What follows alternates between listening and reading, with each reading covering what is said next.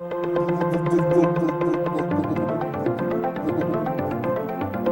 Brain.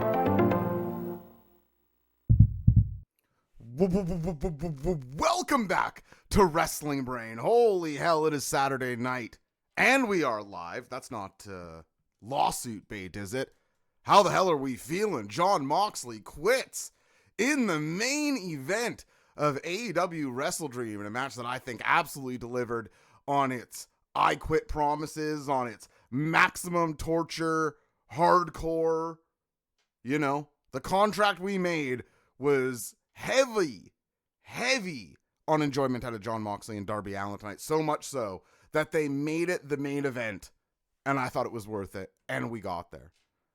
How are you all feeling tonight? Thank you, Matty B2123, for the subscription as well. Culture of Losing was on the preview show. How'd you do in the pick'ems, Dan? And I am Ahab, also subscribing. It's Ghost Sting. Play Gray Sting, maybe the strongest Sting of all. My adrenaline is crazy. That was a wild main event. Well, okay. Let's before we talk about the main. Thank you, Sam Fells. How do I sound, by the way, everybody? Am I sounding okay to you? Thank you, Sam, for the subscription as well. 55 months, quite the run. All right, let's get into it. Let's do what it is. Of course, yeah, subscribe if you want to. Sound alerts. I don't think you can hear them, but you can still do them. You can go crazy at it. It's Sting, says Aaron Dude. Subscribe for 29. Oh my God, we're almost at a hype train. See, this is the difference on the Saturday night. The people are ready to party. Can we?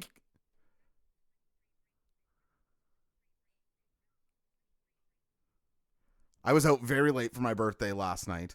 Woke up this morning feeling a little worse for wear. Now there's just nowhere I'd rather be. I love pro wrestling. I love talking about it. Thank you all for subscribing. If we hit the hype train, that'll get me hype. Gift some subs or play some sound alerts. I'm Joe subscribing for 5 months, saying something that I just I couldn't agree with more. Let's hear from what Joe has to say here. Oh, I don't think you all can hear sound alerts. It said, "Happy WrestleDream, everyone." I forget. Well, you know, I get no producer on these post shows. Just me and you all tonight, you lovely people. All right, let's do what it is we do best around here. And that is, of course, get your scores. Hard show to score, isn't it? This is a hard show to score.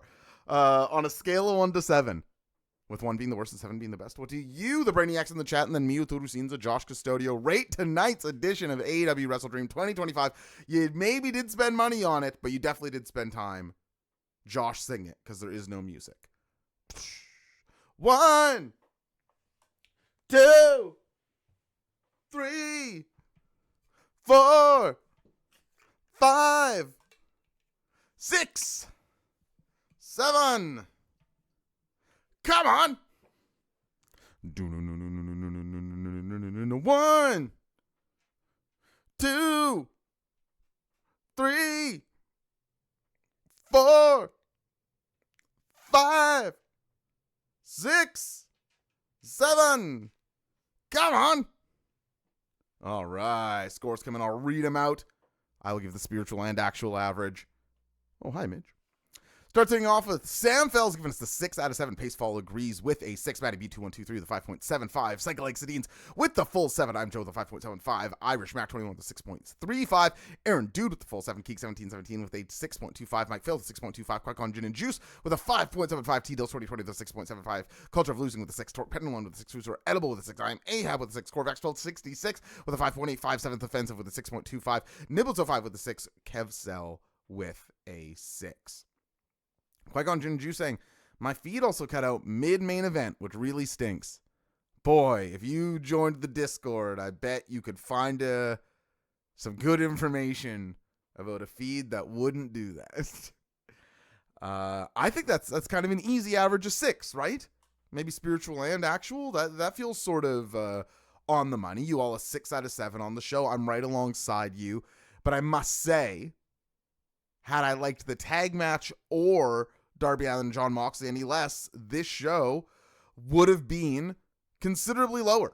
Like, the good stuff delivered so hard that it put the rest of the show on its shoulders for me. There was a lot of stuff on this show that I'm going to fly through on the review tonight. Stuff that didn't especially resonate with me one way or the other. I thought was maybe very similarly booked or stylistically,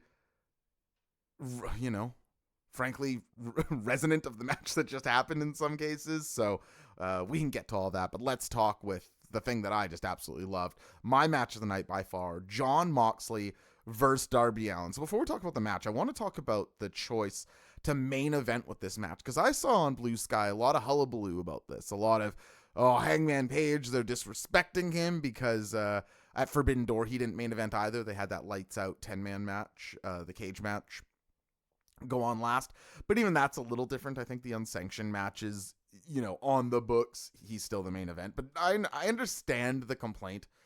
And I think I used to be closer to that than I am now. At heart, I'm an all-around combat sports fan. In the kickboxing and MMA and boxing worlds, it is 90% of the time the title goes on last. Even if there's a bigger fight in the co-main event, now there are exceptions. Conor McGregor, Floyd Mayweather, there were guys who superseded this. But as a generality, that's the case.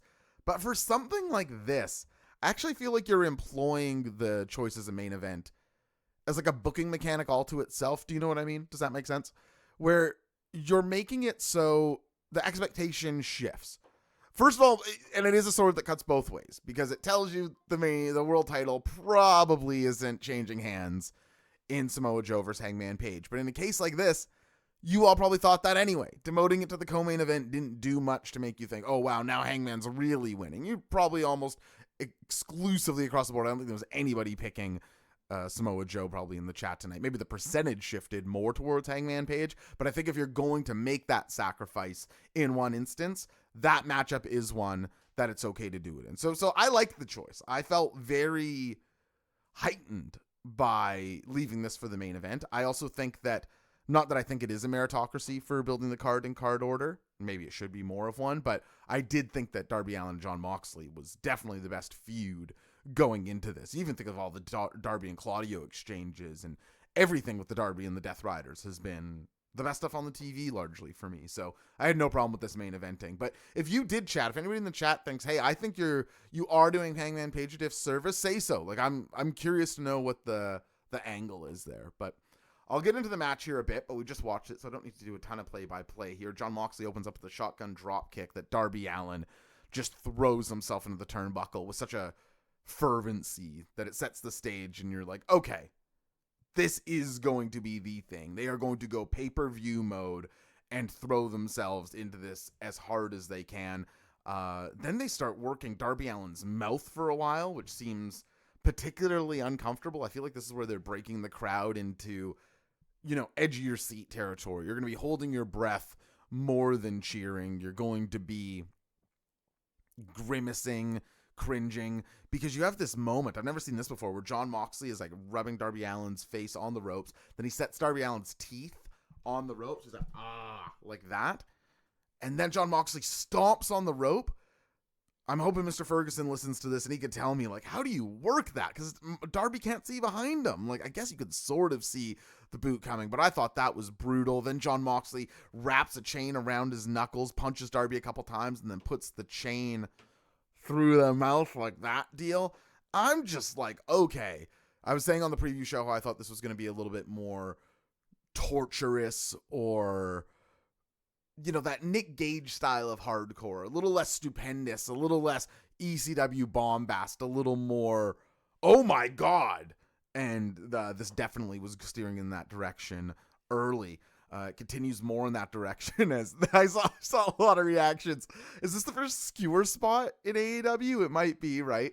Mox, he gets out a bunch of skewers. This is very pro wrestling, right? He gets out a bunch of skewers, but then rather than do the bunch in the head, the Akira spot, a bunch of skewers in my head, he takes one and he goes under. Commentary is calling it as under the fingernail, but it feels like it's at the top of the finger to me. All the same, the effect is outstanding in terms of what you're gonna get out of it. Just this, everything they want you to get out of it. It reminds me of the earlobe spot they were doing the month before too, where if you think about it, you're like, okay, this isn't that bad, but your stomach is turning. It's like, okay, this is horrible. In the kayfabe sense, get him out of there. I absolutely love that.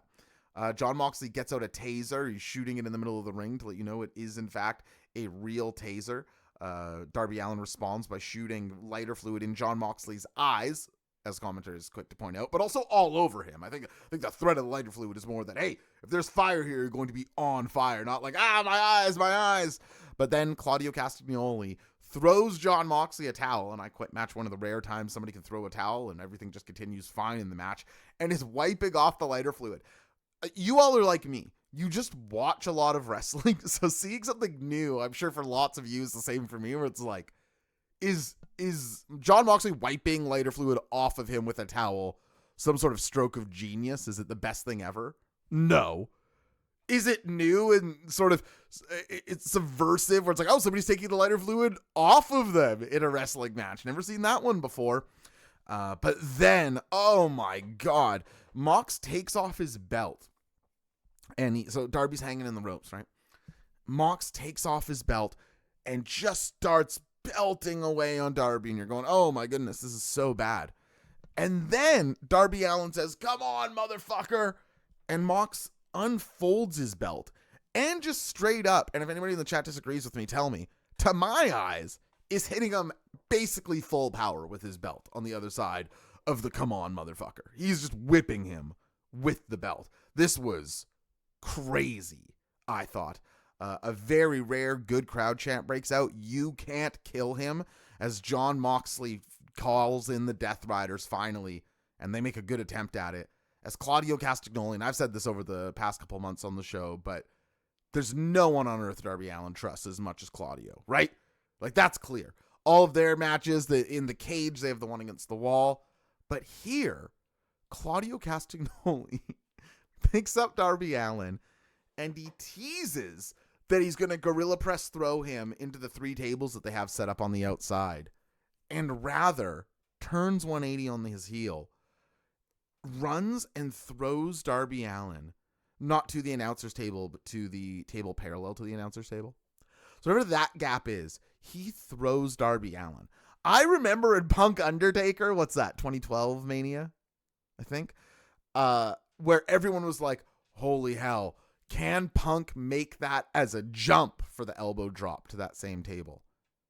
Now here, 12 years later, Claudio can just throw Darby Allin that far. That's crazy. How does Darby Allin take all this? It makes no sense. At this point, they drag Darby's body over to the aforementioned 3 tables. Mox hits a Death Rider through it.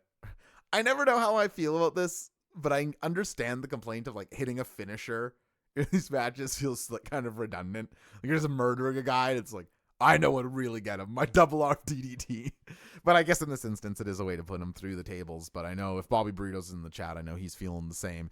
He would have loved to have seen a Mox violence through that table. I know he's done that with Darby before. Maybe you don't want to repeat the spot, but I was just so into this match. This was like you just love watching this stuff, or I do, you know? I just love watching pro wrestling, and even not great stuff. I generally find it relaxing and I enjoy having it on, but the great stuff like this, I'm just drooling, man. I'm just sitting in front of my television, happy as a clam. And these guys really, really got me there. After this moment on the table, Mox, or with the Death Rider through the table, I should say, Mox is begging Darby Allin to quit, who's basically unconscious at this point. But then Claudio and Wheeler have another idea. They bring an aquarium and 2 sort of what I know as soccer team orange drink coolers. I don't know what they are to you. And they fill up this aquarium in the ring with water. Now, this is great because, first of all, again, it's something I've never seen. And secondly, this plays into the finish directly, which we can talk about the finish. I saw some mixed takes on it. But the thought process of, we're going to have this great visual, this great moment that makes a lot of sense in an I Quit match, and then where can it go from here? I'm sure Darby Allin is great creatively, but John Moxley is so great at thinking of these things. I don't know which one of them thought of it, but it's certainly consistent across John Moxley matches, and he's just, I don't know. I love him. I love John Moxley, and I love Darby Allin. I think Darby Allin's the best TV wrestler there's ever been. I just love these guys, I suppose is the better way to say it. But as John Moxley is dunking Darby Allin's head into the water, come on and quit, into the water. Come on and quit. Darby Allin won't quit. Mox knew this. He said this going into the show. There would be no making Darby Allin quit. And then it's lights out. That's my crow impression. Sting. Now, I've seen photos of Sting in his play gray adornment. Of course, guys who don't dye their hair and let the gray fly. You know you're on my team. So happy to have Sting on the roster. He looks like... How would you describe Sting here? He doesn't look real. What did somebody say about Ghost Sting? Like, I don't know if you were joking, but he feels what they want the Undertaker to be. You know, oh, here's this dead man. He's supernatural. Like, Sting doesn't feel supernatural, but given his retirement run strength, he feels untouchable or unhurtable and sort of above every other wrestler they have in the kayfabe power hierarchy. And so seeing him here with gray hair and the bat, he smashes the aquarium, fills up the middle of the ring with pooling with water, which again is going to be important. And he chases off the remaining Death Riders and carries Marina out to an enormous reaction. This gives Darby Allin quite the surge of energy to rush in and hit the Scorpion Deathlock. Spins over Jon Moxley. His face is in the water. Now it is Jon Moxley who's drowning. And that with the combined pressure of the submission, we find out what the line is and ask Jon Moxley, do you quit? He does. Whoo! Come on. How do you beat that? How do you beat that? Did you all... So I did see some complaints with this that like there wasn't enough water where it was convincing, but that just didn't strike me at all. It's like, I know what they're going for. And I understand. I'm not saying... I was just so into the match. Like, details like that will stand out to me, or small annoyances, if I'm not into the match. These guys already had me hook, line, and sinker. Like, so much more could have gone wrong than just like, oh, the water could have been deeper. This finish just completely worked for me. I thought this match was absolutely match of the night. The best Jon Moxley and Darby Allin match. I'm a big fan of their last two encounters. But I just think that they know how to set these ceilings. It's so hard to not just think about watching CZW and then lots of Japanese death match and people just being like, that shit sucks. It's like, oh, you're sort of messed up for watching that. It's like, maybe I've watched stuff that's more hard. Well, I have. I've watched lots of stuff that's way more hardcore than the I Quit match tonight.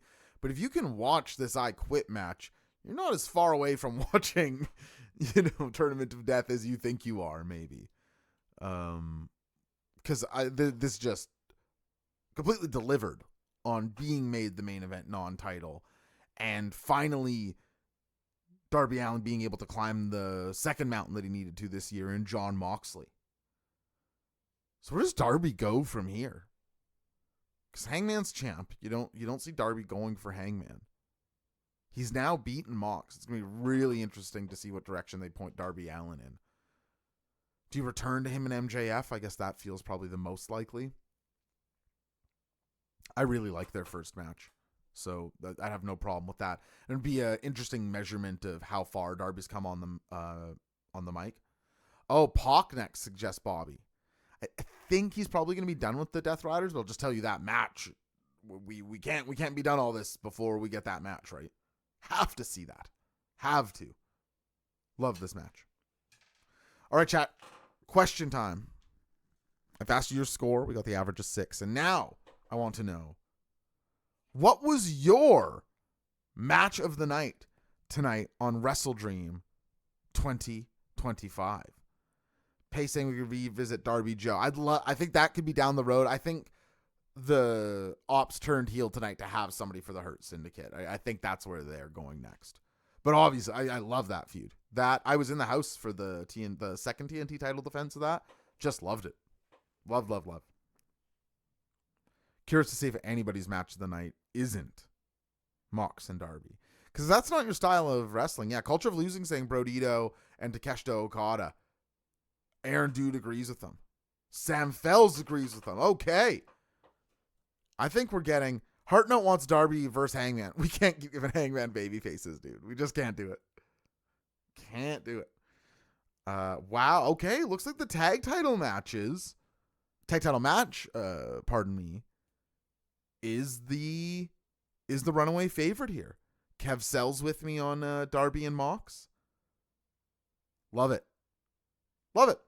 Well, then we'll talk about Hangman and Joe, but let's talk about Irish Mac 21 with me on Mox Darby. Nice to see you. Okay. Let's talk about then. Let's go to Brodito and Takeshita Okada. Because, man, first of all, let's ask this out the gate.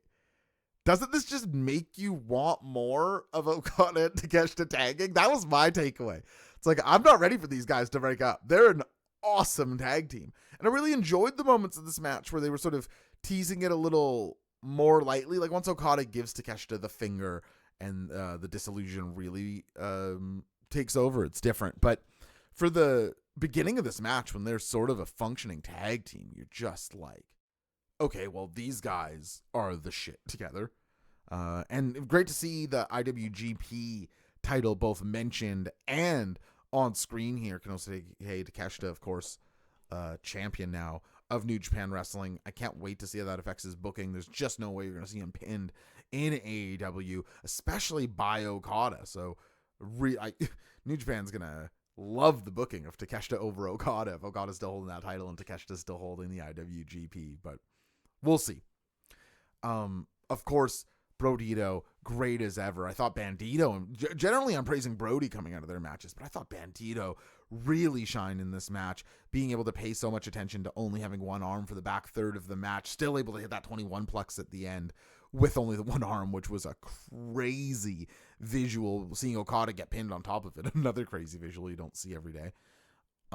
Really a nice moment in this match as Brody King fires up Bandito and says, "Bandito, never stop fighting. Let's go." And hit sort of a Cash Wheeler adjacent, just sprint to the outside, dive onto Takeshita. That was after an accidental Okada Rainmaker onto Takeshita. So this is my read on it, that Takeshita, or rather Okada, did accidentally hit Takeshita with the Rainmaker, but then was happy he did. He's like, oh, all right, it was coming. So I guess we're already pulling at that sweater. But I just thought that all four of these guys, when they started flowing, it was so different than the other multi-man matches, which I'll shit on later on this, where it's just no one's letting anything register for so much on this card early, where it's just move, which can be great on a card. I can love those style of matches, but it can't be like an hour of it where you're seeing like 30 kickouts and so much of this stuff. And these guys went so much more into the territory of, we are each singles threats in this company. And that goes for Brodito as well as Takeshita Okada. And so each interaction between us is going to have this gravity to it. Neither of us is going to cede immediate ground. We're not going to be as focused on hitting this high gear. And then when they shift there for the final part of the stretch of this match, you're just like, oh, you have this other gear to hit. And I don't know. I totally understand people having this as their match of the night. I thought it was one of the better tag matches in AEW this year. And if the main wouldn't have been so stylistically to my loving, I think this would have been my match of the night too. But again, really thought Bandito shone bright here, and you could have gone further with Takeshita and Okada, who, Okada's, is this, and again, I'm on just live here, but like, is this the best multi-man match Okada's ever done? Like, that's on the table. Okada's not a great multi-man wrestler. You don't associate him with like, oh, he was really trying in those 6-mans for most of his career. So seeing him be such a natural with Takeshita, who he hasn't had a lot of time in the ring with either, they're just such a great tag team out the gate, is kind of hilarious and just speaks their natural high wrestling IQ in general. Bob Burrito saying, Josh, who's your current wrestler of the year? Putting you on the spot. Yeah, I said this on the show a couple weeks ago, and it still is. Yeah, Mox. I think that he did the most effective heel run of the modern era. He did like an actual heel run, and it worked. He got people over. Beyond that, I think he's probably still, especially with Eddie off TV, the most reliable promo they had. And I think Mox. I could get into the catalog, but I don't want to talk about it for too long. But I don't really get people saying Bandito, to be honest. I thought Bandito's had a great year, but I don't think I think like next year, like his big singles breakout year, he'll have a year where he's wrestler of the year. But yeah, I just absolutely loved this tag match and every performer in it. And I'm really excited to see in particular what they do with Takeshita in the months going forward. How much he's on AEW. I think he has to be more of a presence in New Japan than Jon Moxley was, because I think that did scorn their fan base a bit. Pacefall still on Tony Storm. Yeah, totally get that as your wrestler of the year too. There's a bunch of good options this year, I feel like. Qui-Gon Jinn saying, isn't this the one match on the card that is unique and not a repeat? Oh, like, isn't a rematch? Yeah, it might be. No, Hayter and Tekla, I don't think is a rematch. Correct me if I'm wrong, though. We'll move back up the card to the world title match. Hangman Page versus Samoa Joe. I said that I expected to like this match more than Hangman and Kyle Fletcher. And I think I like them about the same. I know it's a little unsatisfying. If I had to lean one way, I might lean the Fletcher match even. I thought this was good. And when it was really going, I thought it was quite good.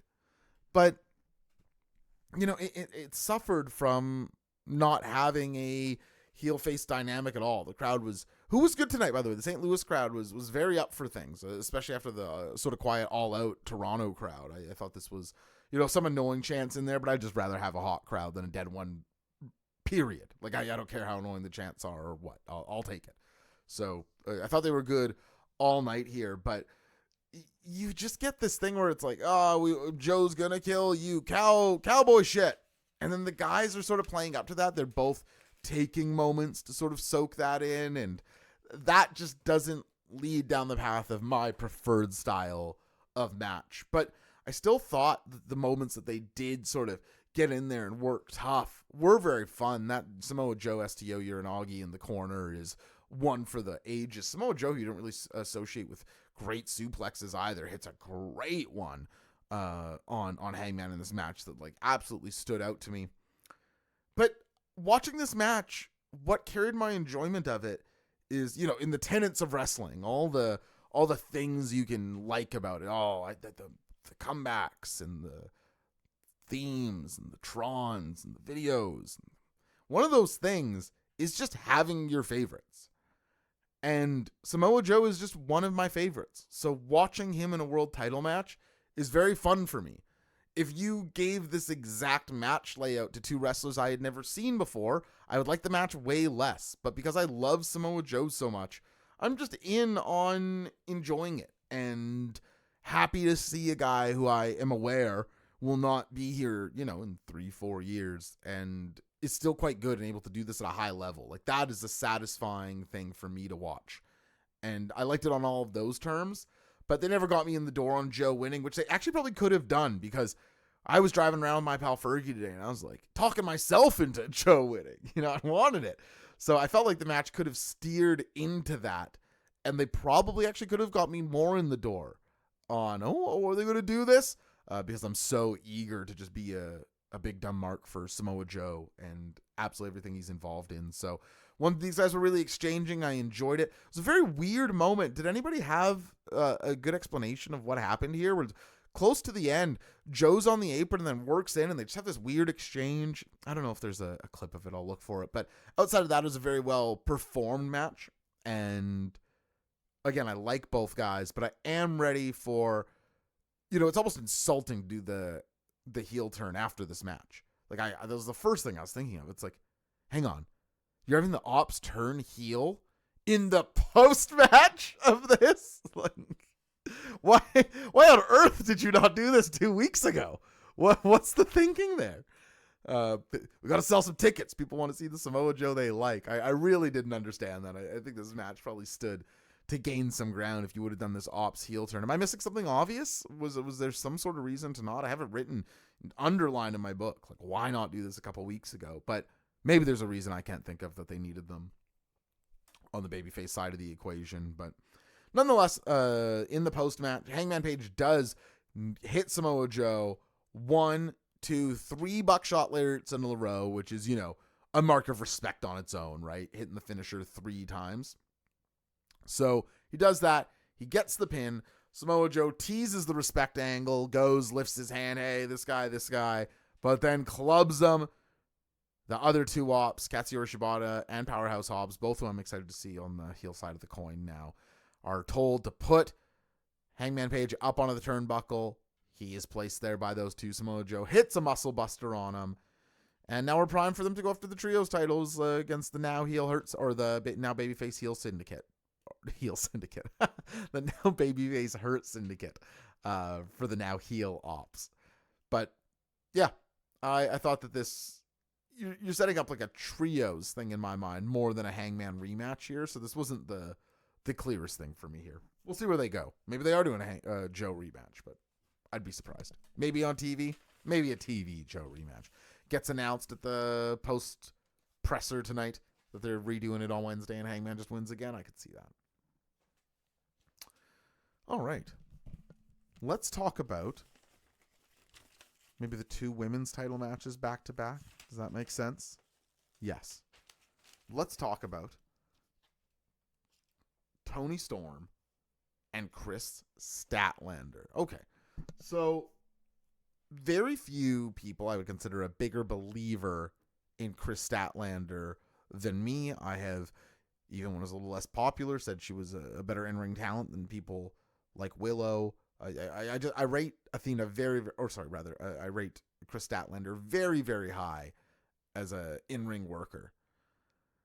I don't think this title reign is quite clicking for me. I don't know if anybody feels the same, but I thought this match, again, it had some great moments in it. I like both of the submissions that these two have introduced into their game, the TC chicken wing, and I don't know what the Statlander one is, where she fully stretches them out on the ground. I have no idea what that submission's called, but I like both of them doing those. I know the TCM chicken wing isn't brand new, but both of them have introduced these, and I enjoyed that. She gets a hip attack in on Statlander, does Toni Storm, where that is just full power at one point in this match, and that was very cool. But is it possible these two just don't have like the best chemistry, or that Chris Statlander is going to benefit more from maybe more physical challengers, like somebody like an Athena, who I just brought up on accident, might be a little more suited to what she brings to the table? Because I didn't really get out of bed for this one at any point. I thought it was, again, rock solid, but if you're talking about, this is AEW. This is where the best wrestle. It's well established that these AEW pay-per-views are a collection of matches that you often have to see. And I don't really think this one hit that bar for me. I really think that it was consistent and there was nothing bad about it, but it was lacking in emotion and sort of resonance that I know Toni Storm is able to create in her title matches. And so I'm not saying, throw in the towel on Chris Statlander, or, get that belt off or anything. But I think an opponent that maybe we can focus a bit more on. I'd said it on Wednesday's show that she sort of has had to enter Tony's world for this feud, and that doesn't play up to her strengths, having to be in these sort of wordy backstage pre-tapes and this sort of thing. Maybe giving her an opponent that will, I guess she's going to be against Monet at Full Gear.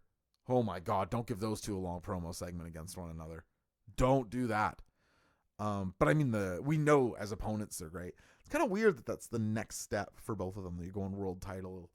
But I guess maybe there's really, my read anyways, that they really want to put over Chris Statlander and have her beat Toni and Mercedes and sort of establish herself as the next era of this women's division.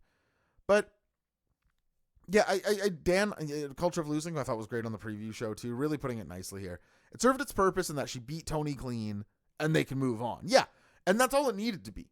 And so nothing bad about this match, but I thought that at that point in the show, I could have used something a little more physical, get charged up, a little surge of energy into the show, or at least it continued what Fletcher and Briscoe had brought to it. And I felt like it more dropped it a little bit.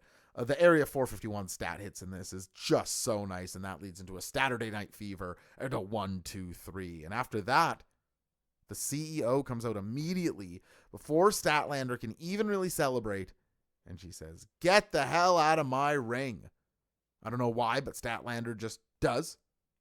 I guess she's tired from fighting Toni is what the kayfabe answer is. But, that's the world champ. She could kind of be like, hey, I'm 100 pounds bigger than you. I'm just shove you. I'm not getting out of your damn ring. Make me. But all the same, she leaves. because it's time for the Open Challenge. Mercedes Moné said on last night's CMLL show against Persephone. I watched that match this afternoon. I thought it was pretty good. I don't think I like CMLL as much as other people, maybe. I didn't like the MJF Mystico match as much as other people. Oh, but I loved the Bryan Danielson, Zack Sabre Jr. match there more than other people. So I don't know. Maybe not. I don't know. But I thought it was just fine. All the same, she cut a promo at the end of that title defense and said that she will accept any title holder in the world in an Open Championship title match today, at WrestleDream. So any woman who holds a belt on Earth can come and challenge for the TBS title. Who comes out? Mina Shirakawa, the interim Ring of Honor TV champion. All right. I'll quote a great man here. We can't be. The pay-per-view Open Challenge can't be a match you've already seen. I'm not even sure interim champs count as, like, well, I guess people in MMA have defended interim belts before, so I guess in that way it counts. But this really, folks, this could have been an email. You know what I'm saying? It's just the TBS title already should be TV defenses. And then you're going to up the stakes of that to a pay-per-view championship Open Challenge. And it's the Ring of Honor TV champ interim who she's already beat. This just didn't. You're not putting anyone in a position to win here. This isn't Mina Shirakawa's fault, obviously, nor Mercedes Moné's, but you got to be a little more ahead of the curve on this one. I thought there were other things you could have done here, or just frame it differently, or God forbid you have less matches on the pay-per-view. Just don't have this match. Have a match on Wednesday when Mercedes Moné does this, and it's a TV defense, and the setting and expectations are different. I actually didn't think this match was very good, if I'm being honest.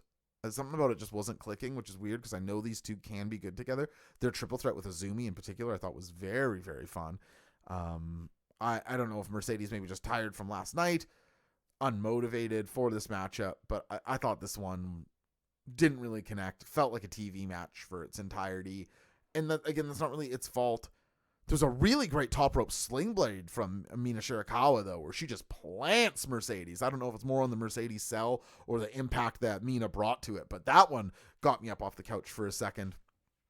But all in all, this match didn't do it for me, and I thought just didn't need to be on the pay-per-view and didn't earn getting over that, you know? It didn't make me think, oh, I'm so glad they added this. I'm so glad I got to see that. I was like, all right, what's up next? Maybe harsh, but you know, I just get on here and give my thoughts. That's all I can do. Well, I can give you some other people's thoughts as well.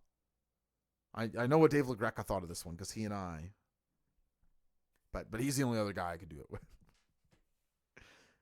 Now Chris Statler gets her heat back, finally gets the moment, comes back and has a face-to-face with Mercedes Moné. So you have this whole block of the women's world title and TBS titles, and they're bookended by the champs sort of having these moments. So I thought that was really nice structuring and a cool idea, and especially if you are going to title versus title, the absolute right idea as well.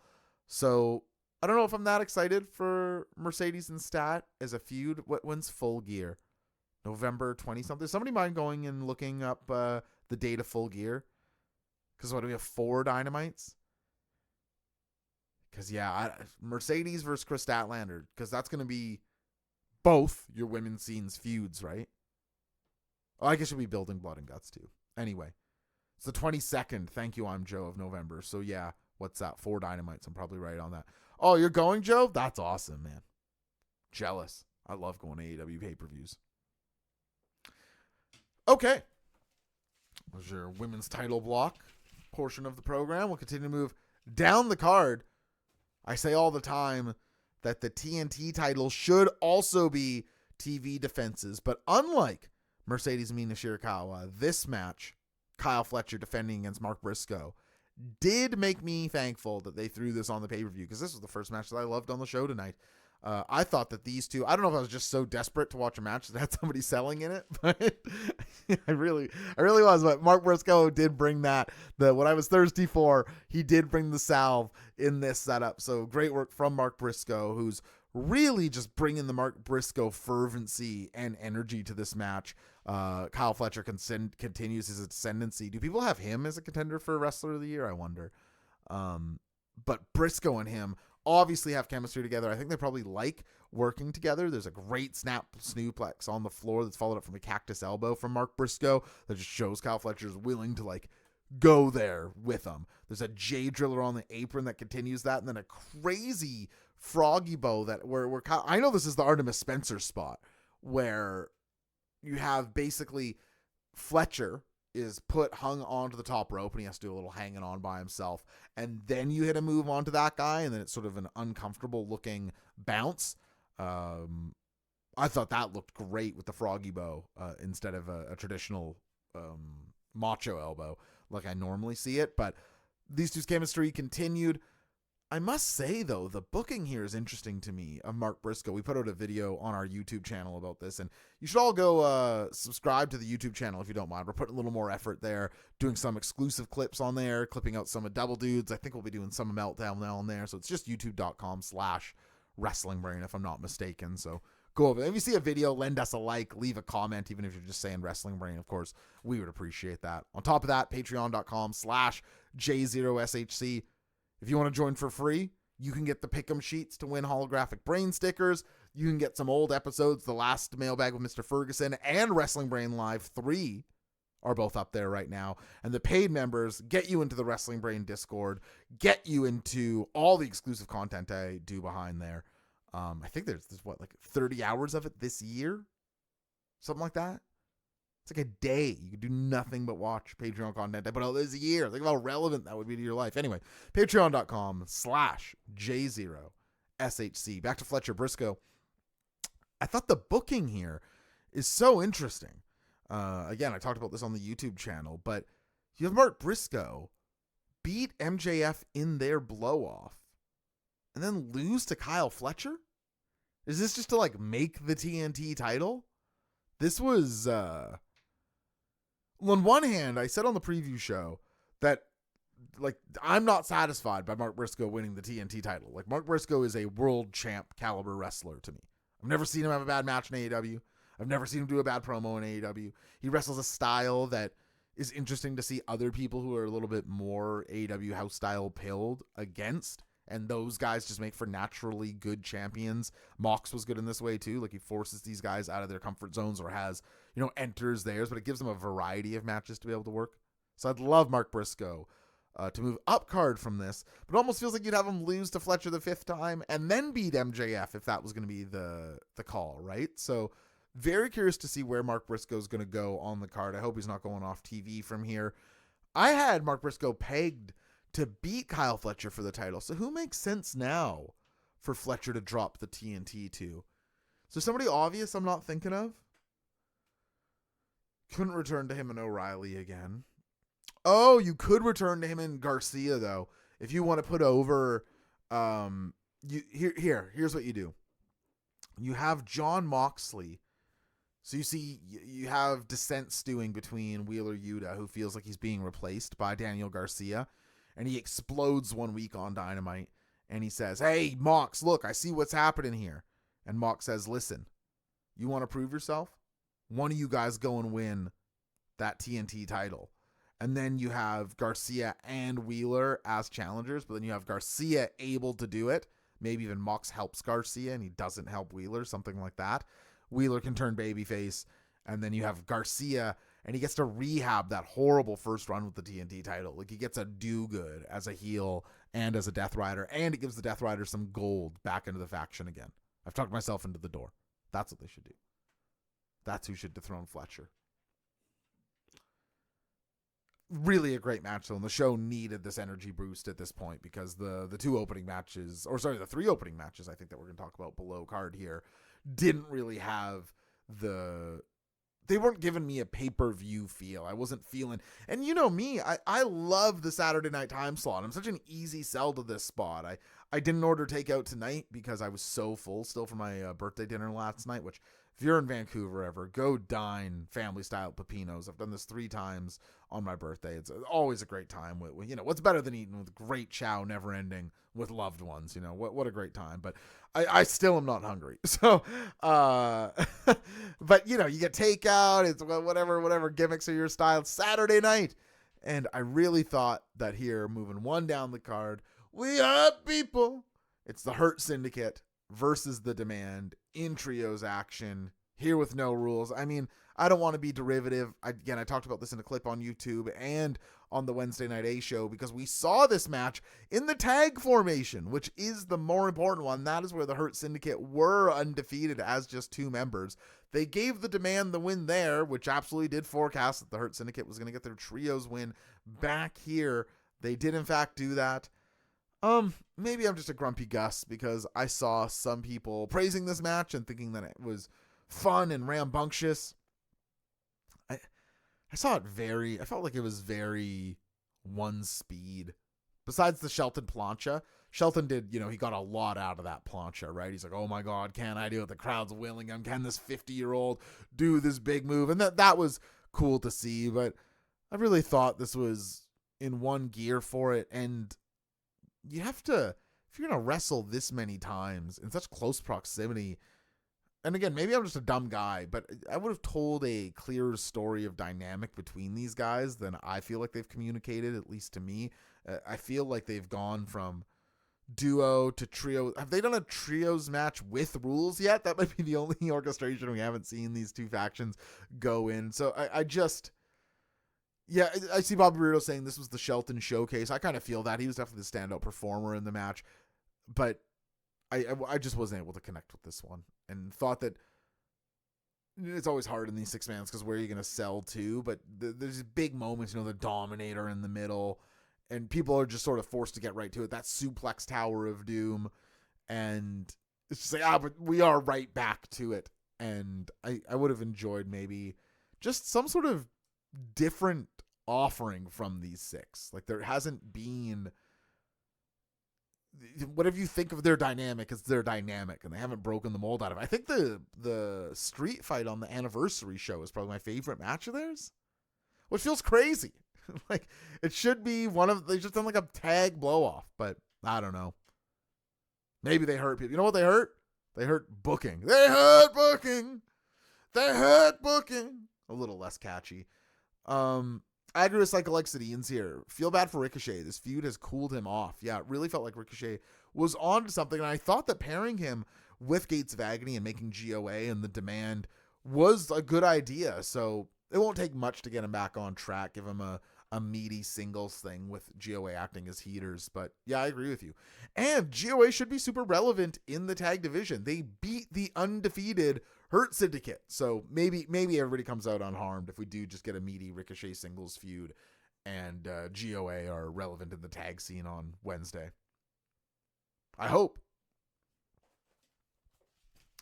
Before this, oh yeah, these guys, my old friends, the Young Bucks.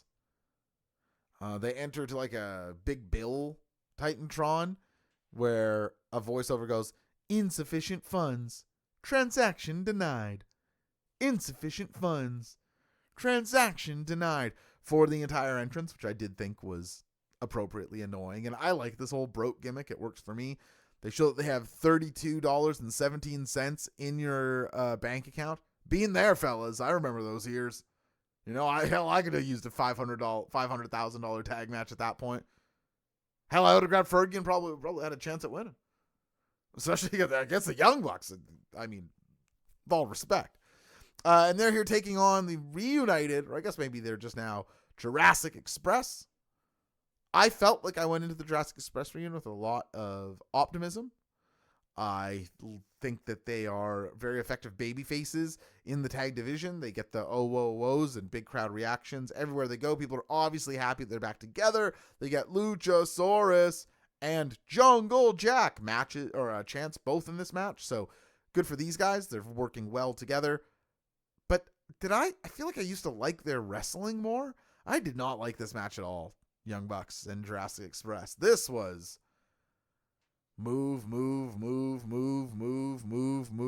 And I'm not trying to sound too annoying about this, but like they don't take it feels like they're not taking it super seriously in those ways. Like it feels almost playful. And the crowd doesn't either. The crowd's just chanting for so much of this mess. They had we'll talk about the Tony Schiavone moment with Lou Thesz's wife, which was actually very nice. Charlie Thez, who was great on the mic, and I thought she had a great energy. But they're going Lou Thez, whoop whoop, Lou Thez, whoop whoop for parts of this match, and then Luchasaurus, Jungle Jack, and this is awesome, and Fight Forever. Again, all the hits in this one. And so you're just, I don't know, I don't hate this style of match, and I can appreciate when they're very well put together, but I don't really think this one was. I thought it was maybe very predictable and felt like I had seen it before, and I just felt like a grump watching it. They do give Jungle Jack a huge EVP trigger kick out following the Doomsday Device kick out was cool. I thought the Doomsday Device coming out of Jurassic Express was a fun moment, and they do win with the countdown to extinction, which is a very cool finisher. I'll give the guys that for sure, but my interest in them is pretty low. He's still Jack Perry, and I don't like that. And I don't know, I don't think he should have gone back to being Jungle Boy, but I guess for some reason in my mind, even though I dislike Jack Perry, going back to Jurassic Express, I'd be like, oh yeah, I liked that thing. And again, I've said so many times, I really liked their singles cage match against one another, so I view them as having good chemistry together. But, you know, some of it has to mean something. Like, and there's just so much stuff that they're just like, next. And so it's hard to have some of the cooler moments register when it's like, oh, well, this kick out should be this was the big kick out. It's like, well, we've had a lot of kick outs. Was this one the big one? It's kind of hard to, yeah, okay. And it was long. I agree with Irish Mac 21. Could have been a tighter match. Does somebody mind looking up how long this match was for me? I'm going to say it was probably in the maybe 18-minute range. Could have been longer, 20 minutes? 20 minutes. 22 minutes is what I meant to say there. Bob Burrito saying, problem with this is that the no selling is that they decided Jack is a single star, so he gets the strong guy stuff. I agree, that's true. Qui-Gon Jinju saying, too long for a match that could have been a fine TV match. Yeah, I get you. I didn't get into this one. It doesn't help that they've wrestled 4 times before, and they're just people that we know are in one another's orbit, and have had lots of interaction with one another. Maddie B, thank you very much. 23:09. Okay, that's longer than I thought. Oh, I guess it said 22 minutes. Never mind, I was actually very close. And very smart. Brains in the chat for me. Come on, everybody. Yeah. Let's see them. Brains. Thousands. Incredible call by me. Fire. All right. Yeah, I agree. Too long. Too long. And I don't feel eager for more Jurassic Express climbing the ranks of the AEW tag team division, but I do suspect that that's what we're going to get. Wow, chat is on fire for that one. Thank you, everybody. Thank you. No, but we don't got any more songs. I don't have an encore. Okay. This is where we get Tony Schiavone with the aforementioned Charlie Thez. This is Lou Thesz's wife, who frankly just seems like a delightful lady.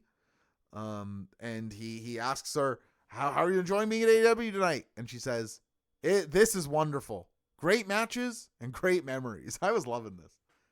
She says, it's been a long time since I've been to St. Louis, and it's great to be back. And I was like, is this a wife of a pro wrestler or what? Going for the pop. How are you enjoying the show? Well, it's been a while since I've been to St. Louis, and it's great to be back. So it was so that she knows the deal. Charlie Thez is a worker. Make no mistake about it. She understands. I thought this was cute, though. And then opening the show, well, Was this the opener? We'll talk about maybe the true opener in a second here, and I'd love to get all your thoughts on it. As Tekla gets a very cool entrance, I thought, against Jamie Hayter. So, credit to this match. Maybe other people, I don't know which way it went in the pick'ems actually, but I actually didn't have a great read on who was going to win this match. I thought this was maybe as close to a 50-50 match as they're going to get in a AEW pay-per-view match for me. I generally feel like, you're going to know one way or the other. This one I really wasn't sure, because I thought Jamie Hayter in a win would make sense as a Mercedes Moné challenger. And then I thought Tekla in a win would make a lot of sense as a Chris Statlander defense. So it's nice when it sort of lines up in the booking, as well as sort of where they're meeting on the kayfabe power levels. I feel like I've said that 3 times on this show. I apologize. These solo shows, you get on here and you got to spit. You got to just go. So you might repeat yourself once or twice. So I don't want to make every Jamie Hayter match this sort of referendum on Jamie Hayter, but I do feel like I'm still trying to get a clearer idea of where she's at. And I think I'm going to comfortably slot her in the great on offense, good move doer, not a great match person right now. And I almost want to go revisit some of the old stuff in AEW that she had done, or older stuff in AEW that she'd done that I liked quite a bit, and see that if it was just a difference of divisional quality at the time, or if she is actually lesser after the injuries. Because they gave Jamie Hayter a lot. Like, Tekla, in my mind, is built up as a stronger heel than she's presented in the beginning of this match. She gets taken out like the trash for a long time at the beginning of this match. Like, she doesn't get into it on offense for a while in this one. Jamie Hayter bombing on her with these big right hands that do look great. Those overhand rights that Jamie Hayter throws are a really great looking punch. She has a nice ripcord lariat on her for a 2 count, and then a headbutt on the top turnbuckle that Tekla sells like crazy. They're on the top turnbuckle, headbutt, and Tekla, I remember on my old podcast, I mean, this is a little bit down the rabbit hole, but a local guy, Scotty Mack, had this old WCW ring, and he brought Justin and I out to learn how to run the ropes and take bumps. And remember Scotty Mack just being like, throw yourself at the mat, like you're attacking the mat. Throw yourself at the mat way harder than you think you should. Like, the harder you throw yourself at the mat, the better every piece of impact is going to look. And Tekla did that from the top turnbuckle tonight. It's like, throw yourself down as hard as you can from the top turnbuckle off of this great headbutt. No, I love a headbutt in pro wrestling too. So that spot I thought was great. And this sort of does bring about the Jamie Hayter win off of a Haterade. She pins Tekla. I thought this match was rock solid. Maybe not the bombastic opener that you would want, but I like having this in a position to get focus, because I think that Tekla and Jamie Hayter are both probably worth that, and you're trying to round out this division and present the mid-card as worth paying attention to. So I like this choice. But I had trouble calling it a true opener, because on the media call this week, Tony Khan stated that he was going to try some new things, or try some things for the first time ever, I think was the wording, on WrestleDream. And I don't know if anybody caught any other ones of tonight, but one of them was that on 0 Hour, they had FTR versus Jet Speed as the main event of 0 Hour. But if you're watching 0 Hour, you don't get the finish of that match. The pay-per-view starts with that match already in action. And I have 2 things to say about this. And Chad, I'd love to know what you thought about this. 2 things I think about this. First thing, I think it's cool to try things different. And it kind of is just worth trying things for the sake of trying sometimes, in my opinion. Like, maybe this would have been a big hit. But for me, this is stupid. I don't know what this serves. I don't think you sell one more pay-per-view. Somebody's watching 0 Hour, they're counting on not buying the WrestleDream show, and then they're like, well, I need to catch the end of FTR and Jet Boat. I can't. Well, I gotta. Hey, get out the wallet, honey. Okay, I gotta spend the $40. I gotta do it. I need to see. Can Dax and the boys pull this one off? I just didn't think this worked. And again, what do I care really? Like, it's not the end of the world, but I just think as a transition, I just don't get it. Like, it's like, what will be the pay-per-view show on Cage Match? Like, will this be included? I don't know. Qui-Gon Jinn saying, I enjoyed the FTR match because they're great, but I hated the way that this was done into the pay-per-view. Yeah. I don't know if I feel like hatred towards them is stupid for sure.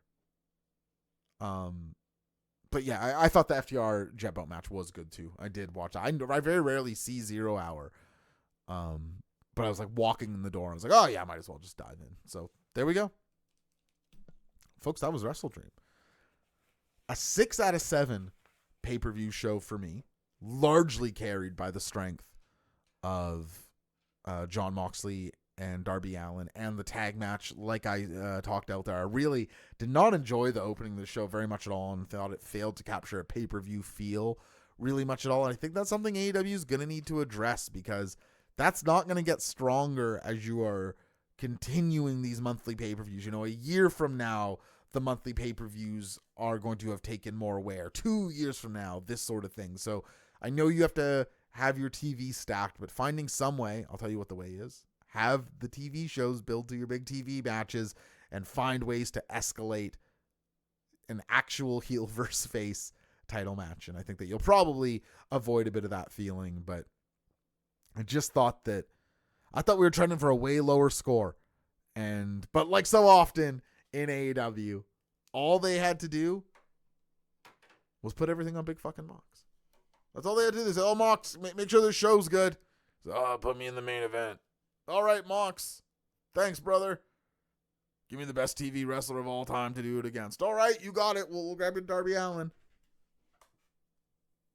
And Cultural Lose is saying the too long criticism is pretty legit. Yeah, you just have to cut 30 minutes or more from these pay-per-views. And it's not like anybody couldn't do it.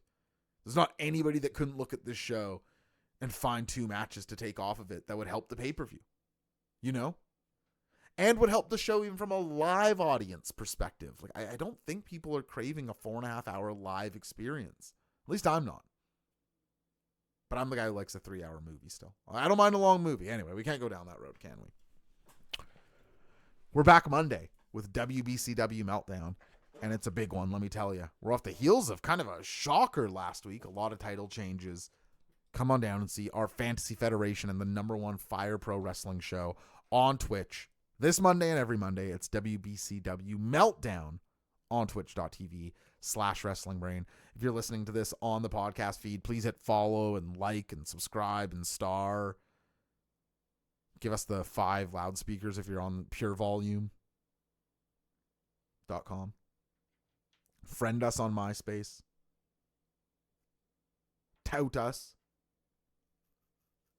All those things if you don't mind. We're trying to grow. So if you can help us, we would appreciate it.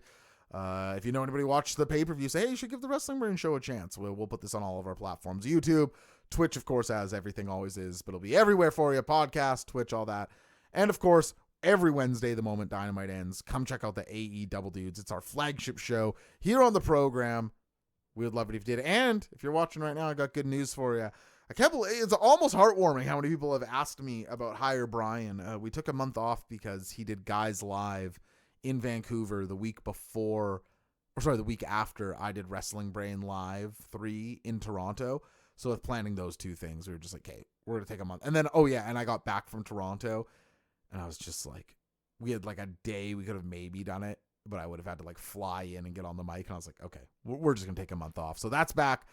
This Friday on the podcast feed, me and Murder Brian Quinby, the host of Guys, going through the whole wrestling world. That one's on the podcast feed. And I think that's it. Finally, I just want to shout out everybody in the Discord. It's so fun to be watching these pay-per-views and be chatting along with you all. And it's just a gift, you know? It's harder to get everybody together as you get older, and it's like, you know what, I can still tap in to have like this social experience and, you know, with people that I like spending time with and want to hear from. So thankful everybody was in there posting away tonight. Very fun way to spend a night. I hope you all enjoyed it too. Okay, with that, We'll see you Monday for Meltdown. See you Wednesday for Double Dudes.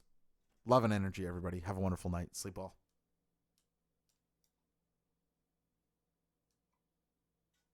Oh, do I even have a sign-off screen? What's this one? Nope, this is just full screen me. Well, this is kind of... You could do worse than just me to see it. Let's see, what are the other ones I got here?